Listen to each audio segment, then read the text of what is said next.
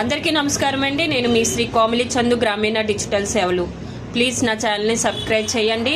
Government సంక్షేమ పథకాల గురించి ప్రతిదీ అప్డేట్ మీ ముందుకు తీసుకురావడానికి ప్రయత్నిస్తానండి. అయితే ఇప్పుడు ఒక ముఖ్యమైన అప్డేట్తో వచ్చాను.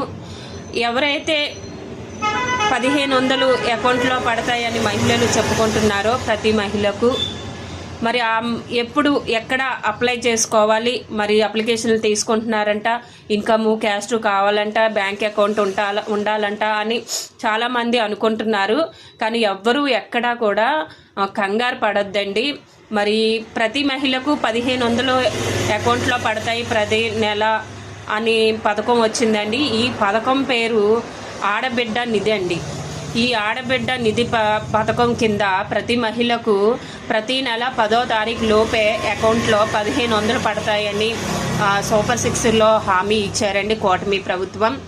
మరి ఈ పథకానికి ఎవరు అర్హులు అంటే అస్సలు కటిక పేదరికంలో ఉన్నవాళ్ళు, అంటే ఇల్లు కానీ స్థలం కానీ ఎటువంటి ఆస్తులు పాస్తులు లేని వాళ్ళందరికీ కూడా ఈ పథకం వర్తిస్తుందండి.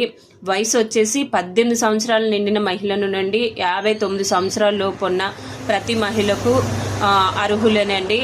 తర్వాత వచ్చేసి ఎవరు అనర్హులు అంటే ఇల్లుండి, కారుండి, స్థలాలుండి 200 యూనిట్ల కన్నా ఎక్కువ వచ్చిన వాళ్ళు, గవర్నమెంట్ ఎంప్లాయీ వారు, తర్వాత ఇన్కమ్ ట్యాక్స్, ఐటీ రేట్స్ కడుతున్న వారు అందరూ కూడా అనర్హులండి ఈ పథకానికి.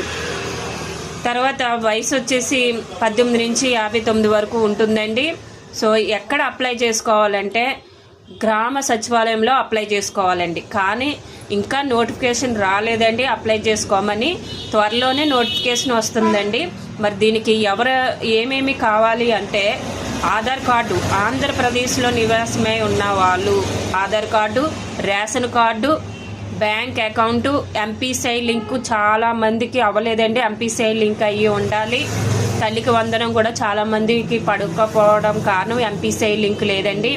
తర్వాత క్యాస్ట్, ఇన్కమ్ కూడా చేయించుకొని ఉంచుకోవాలండి. సో ఈ ఫోన్ నెంబర్ లింక్ అయ్యి ఉండాలండి. ఎప్పుడైతే నోటిఫికేషన్ రిలీజ్ అయిందో అప్పుడు మీ యొక్క గ్రామ సచివాలయానికి వెళ్ళి అప్లై చేసుకోవాలండి. ఇప్పుడు వరకు అంటే ఎటువంటి నోటిఫికేషన్ రాలేదు, కంగారు పడొద్దండి. సో మీరు ఈ విషయాన్ని అందరికీ షేర్ చేసుకోండి. కానీ ఈ పథకం వస్తుందండి. P4లో భాగమే ఉంది ఈ పథకం. P4 అంటే పబ్లిక్ ప్రైవేట్ పీపుల్ పార్ట్నర్షిప్ అండి. సో ఇప్పటికే కూటమి ప్రభుత్వం